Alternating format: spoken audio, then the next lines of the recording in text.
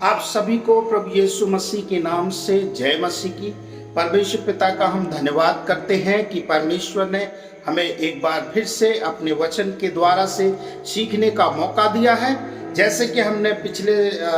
उसमें हमने अध्ययन में बात किया था कि परमेश्वर के पुत्र और दानव और नफीलीमों के बारे में हमने अध्ययन शुरू किया था। आज हम उस अध्ययन को समाप्त करेंगे और हम देखेंगे कि शैतान का कितना बड़ा एजेंडा, शैतान का कितना बड़ा एक प्रोजेक्ट जो है चलाया था ताकि मसीह का जन्म इस संसार में ना हो। आज मेरे साथ निकाले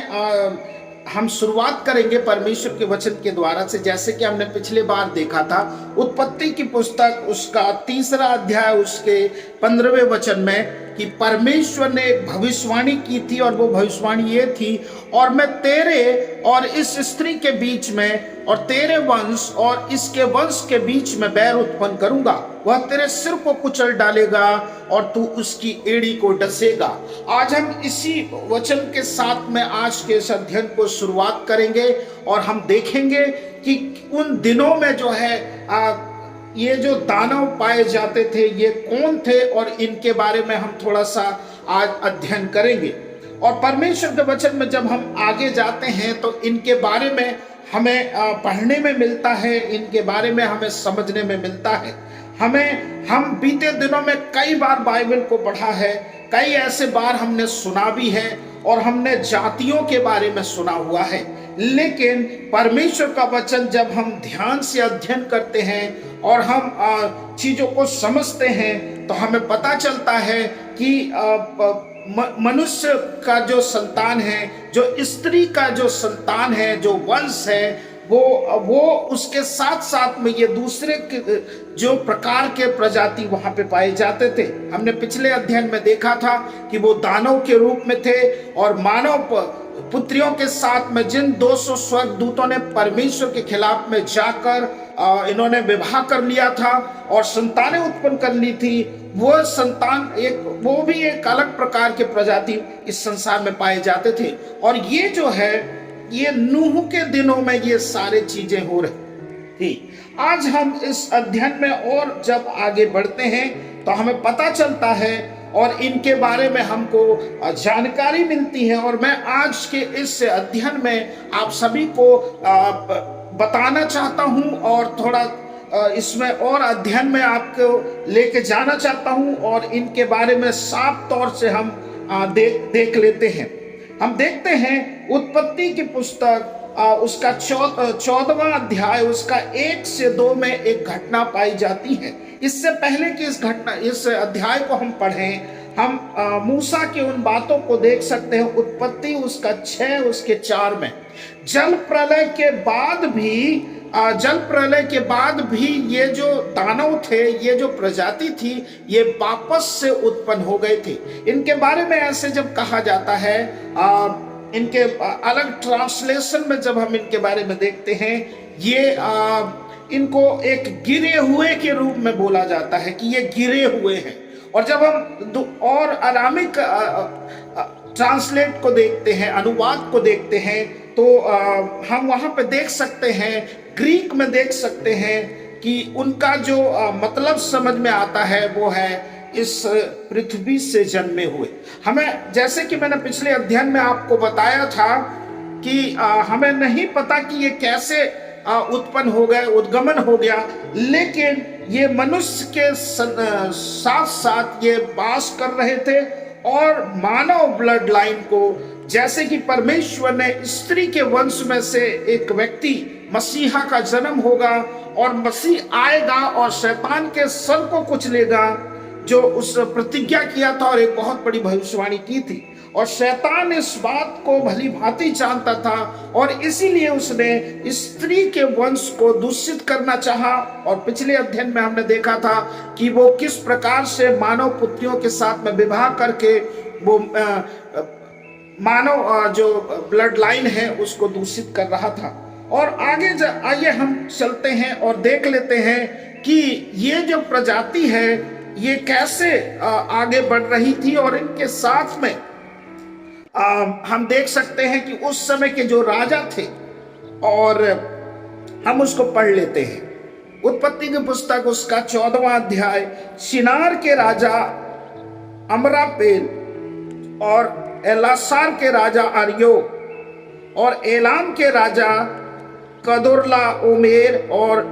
योगीम के राजा तिदाल के दिनों में ऐसा हुआ। ये राजाओं का बारे में बताया हुआ है कि ऐसा हुआ। उन्होंने एदोम के राजा बेरा और अमोरा के राजा बिरसा और अदमा के राजा सिनाब और सबोइम के राजा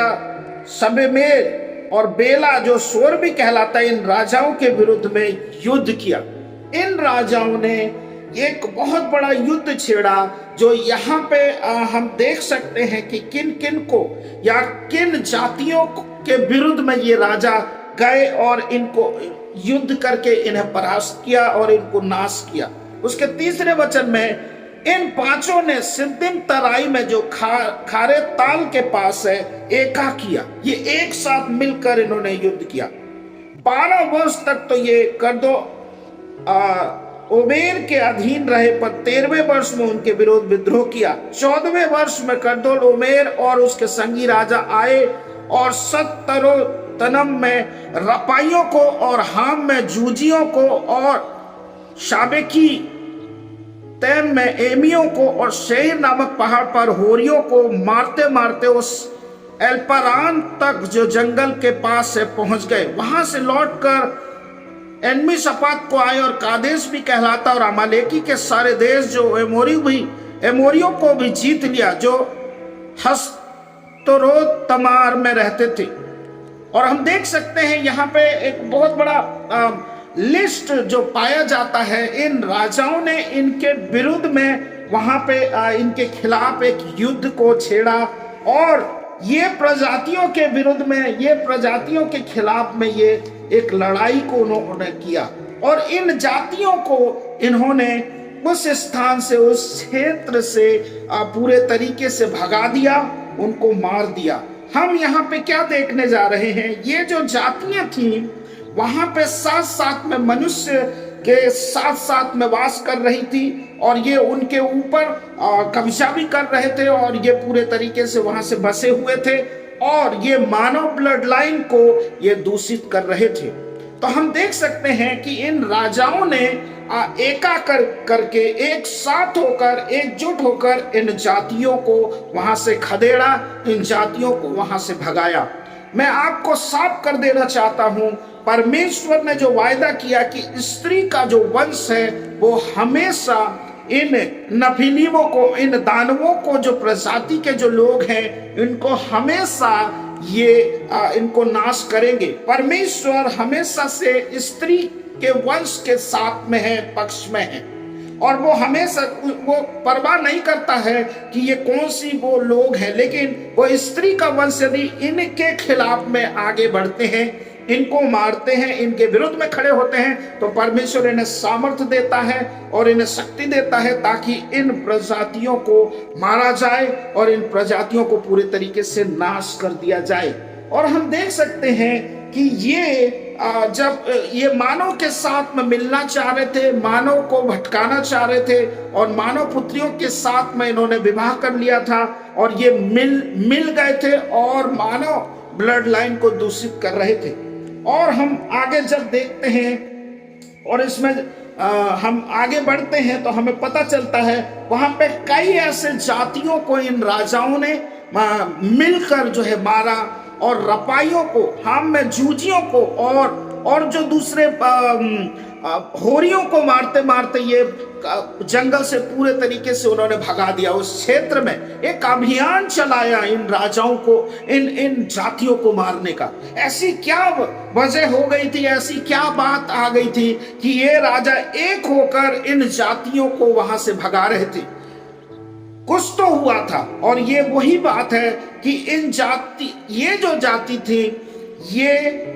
परमेश्वर की मूल योजना में नहीं थे। परमेश्वर ये इनको नहीं चाहता था, लेकिन ये शैतान के द्वारा से ये जाति उत्पन्न हो गई थी पृथ्वी में और मानव ब्लड लाइन को खराब करना चाह रही थी, जिस ब्लड लाइन से यीशु मसीह का जन्म होना था। और हम इस अध्ययन के आगे जब और जाते हैं तो हमें पता चलता है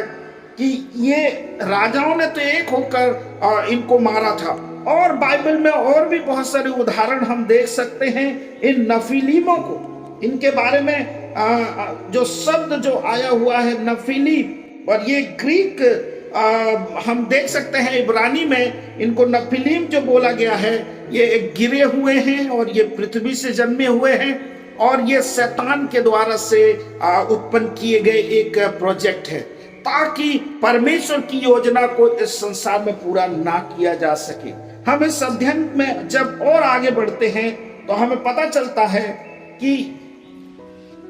कनान देश में, इससे पहले कि मूसा कनान देश में इसराइलियों की अगुवाई करते हुए जब मिस्र की गुलामी में से जब थे, तो वहां पे भेदियों को भेजा गया था, और वहां पे हम देखते हैं कि जो जातियां पहले से ही मौजूद थी, और वो जातियां वहां पे जब हम देखते हैं व्यवस्था विवरण, मेरे साथ निकालें व्यवस्था विवरण, उसका 2 अध्याय को हम देख लेते हैं। व्यवस्था विवरण। पुराने दिनों में वह एमी लोग बसे हुए थे जो अनाकियों के समान बलवंत और लंबे लंबे और गिनती में बहुत थे, और अनाकियों के समान वे भी रपाई गिने जाते थे, परंतु मोआबी उन्हें एमी कहते हैं। और पुराने दिनों में सेईर में होरी लोग बसे हुए थे, परंतु एसावियों ने उनको उस देश से निकाल दिया और अपने सामने से नष्ट करके उनके स्थान पर आप बस गए, जैसे कि इस्राएलियों ने यहोवा के दिए हुए अपने अधिकार के देश में किया।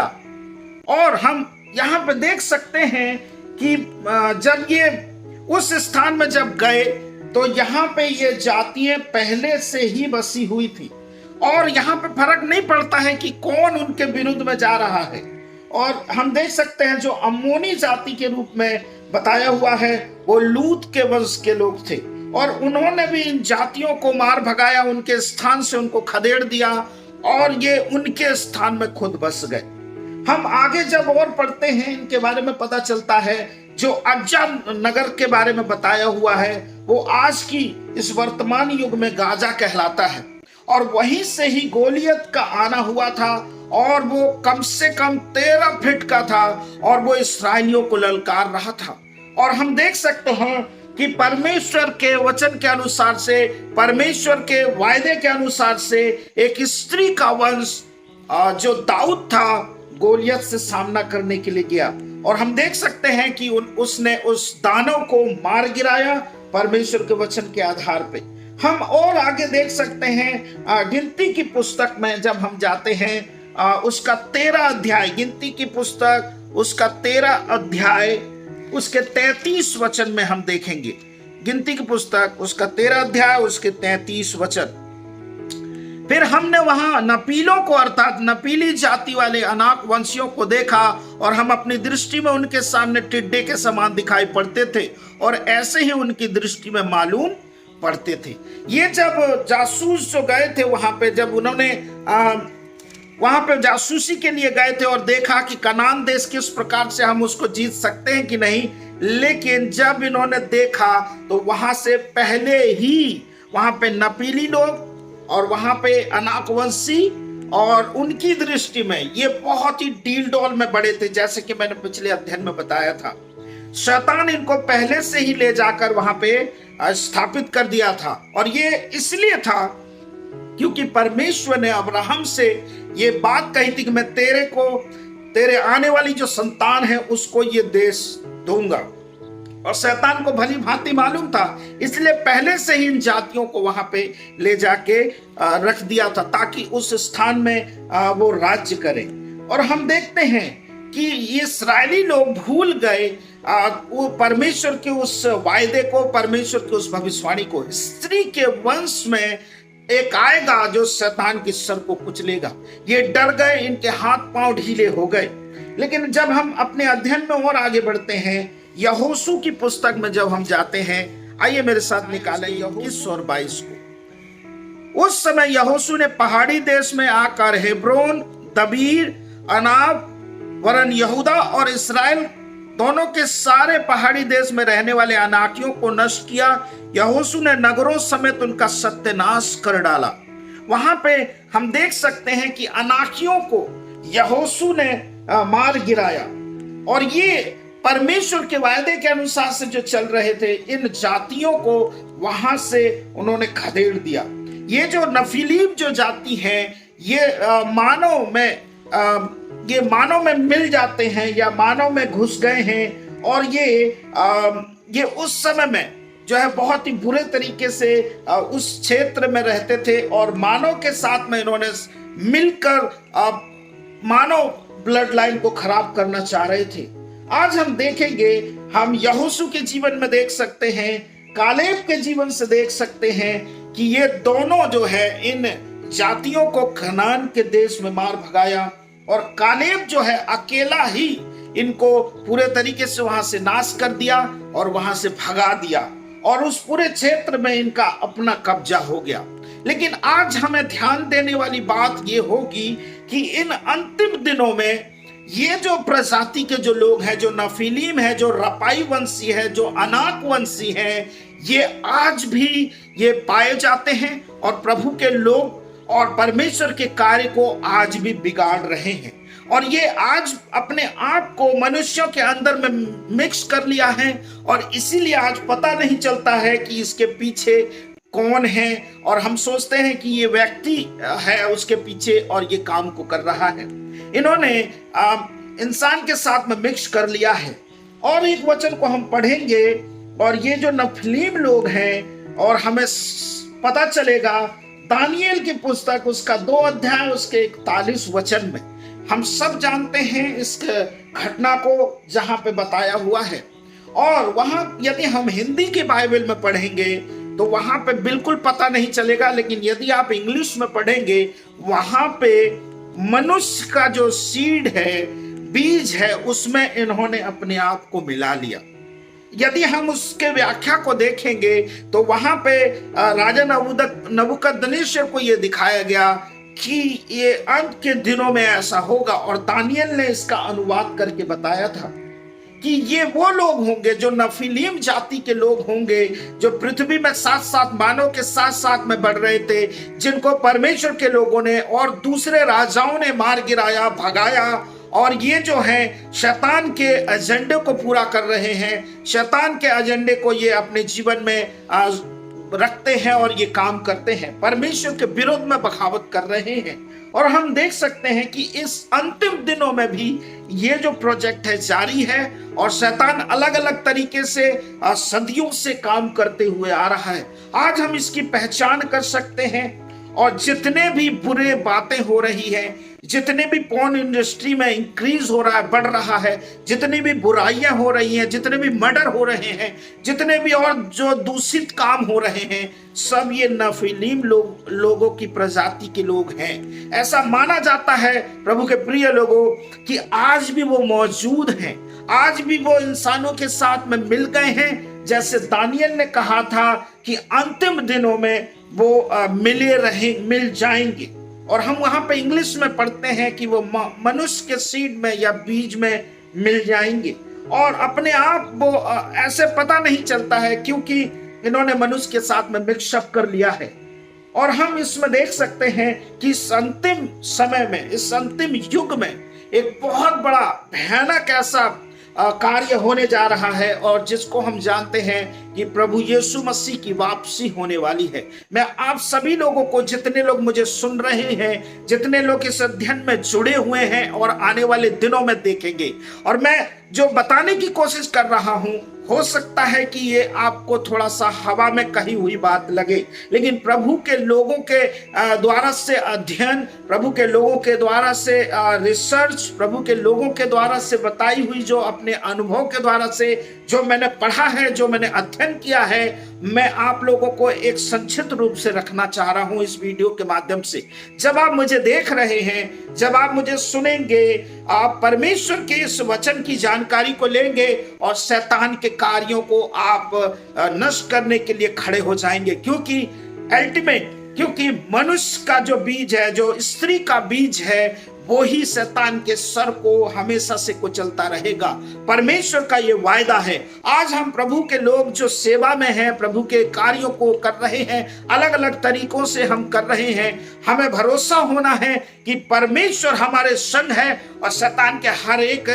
चीजों को कुचलने के लिए तैयार है। आज हम इन बातों को देख सकते हैं। और एक अंतिम बात बोल के मैं आप लोगों को ये अध्ययन को हम समाप्त करेंगे।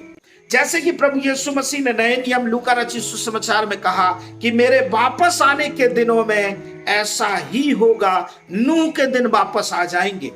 मैं बताना चाहता हूं कि नूह के दिनों में ऐसा क्या हो रहा था जो प्रभु यीशु मसीह ने भी इस बात को कहा कि मेरे आने के समय में, मेरा दोबारा आने के समय में नूह के दिन वापस आ जाएंगे। नूह के दिनों में ये जो मानव पुत्रियों के साथ में जिन स्वर्गदूतों ने बगावत करके संतानें उत्पन्न कर ली थी, जो गिबोरीम पैदा हो गए थे, जो दानव, जो अलग प्रजाति के, जो नफीलीम प्रजाति के वहां पे बढ़ रहे थे, इन्होंने मानव जाति के उस ब्लड लाइन को पूरे तरीके से दूषित कर दिया था। वहां पे उन्होंने दुनिया को उथल पुथल कर दिया था और परमेश्वर की योजना को वो रोकने की पूरी कोशिश कर रहे थे। आज जो हम देख सकते हैं, आज प्रभु यीशु मसीह जब वापस दोबारा आ रहा है, इस समय में भी इनकी वापसी होगी, क्योंकि यीशु ने कहा कि मेरे आने के समय में नूह के दिन वापस आ जाएंगे। नूह के दिनों में जिस प्रकार से आतंक मचा रहे थे ये जो गिबोरीम थे, ये जो दानव थे, ये जो नफीलीम जाति, जो बाइबल में इनके नाम बताए गए हैं, हम बहुत बार पढ़े हैं, लेकिन इस प्रकार के अध्ययन को हमने कभी नहीं सुना है। मैं आपके सामने में जो संक्षिप्त रूप में ये जो अध्ययन को रखा है, मैं निश्चय जानता हूं और ये विश्वास करता हूं कि जब आप बाइबल पढ़ेंगे तो आप जैसे पहले पढ़ रहे थे वैसे आपका दृष्टिकोण बदल जाएगा और आप समझ पाएंगे कि इन जातियों को परमेश्वर ने क्यों कहा था कि पूरे तरीके से आप नाश कर देना, पूरे तरीके से आप वहां से सफाया कर देना। क्योंकि परमेश्वर हमेशा से चाहते थे कि जो मनुष्य का ब्लड लाइन है वो हमेशा शुद्ध रहे और उसमें एक मसीहा का जन्म हो। और हम देख सकते हैं, मैंने पिछले अध्ययन में भी बताया था कि यीशु मसीह के जीवन में ये सारी बातें पूरी होती है कि यीशु मसीह ही वो भविष्यवाणी थे और उस भविष्यवाणी को यीशु ने पूरा किया है। आइए प्रिय प्रभु के लोगों, जैसे कि हमने संक्षिप्त में इस अध्ययन को देखा है कि प्रभु यीशु मसीह के दोबारा आगमन, जो वापसी होगी, नूह के दिन वापस लौट आएंगे। और हम देख रहे हैं जगह जगह में बहुत सारे ऐसे मर्डर हो रहे हैं, लड़ाइयां हो रही हैं, झगड़े हो रहे हैं और दुष्ट आत्माओं की पूजा बढ़ावा हो रही है, शैतानी चर्च खुल रहे हैं और गलत अलग अलग जगह में नशे की चीजें जो है बढ़ रही हैं और आतंक मच रहा है। लोग जो है धर्म से धर्म लड़ाई कर रहे हैं और बहुत सारी जो चीजें हैं, हम भी ये सारी दुष्ट आत्माएं और ये जितनी भी बुराइयां फैल रही हैं, इन सब के पीछे ये नफीलीम जाति के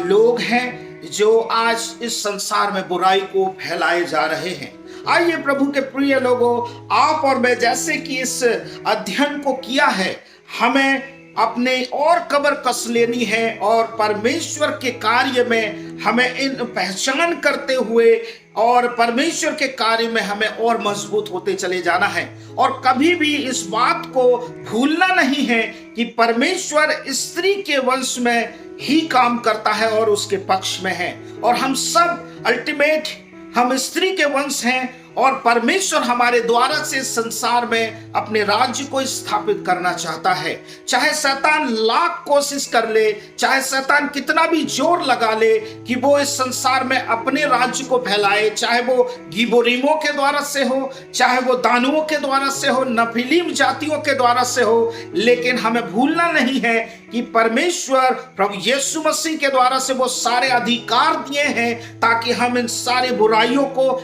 यीशु के नाम से दूर कर सकें, हम लोगों तक यीशु के संदेश को पहुंचा सकें। ये यीशु के दोबारा आगमन से पहले नूह के दिनों की वापसी होगी और ये वापसी आज हमें पता नहीं चल रहा है, लेकिन ये वापसी तो बहुत दिनों से शुरुआत हो चुकी है। यीशु मसीह का आना भी बहुत ही जल्द और निकट है। आइए हम अपने जीवनों को तैयार करें और परमेश्वर के वचन को हम और भी अध्ययन करें और परमेश्वर के वचन में बढ़ते चले जाएं। परमेश्वर इस सुने हुए वचन के द्वारा से आप सभी को आशीष दे। God bless you.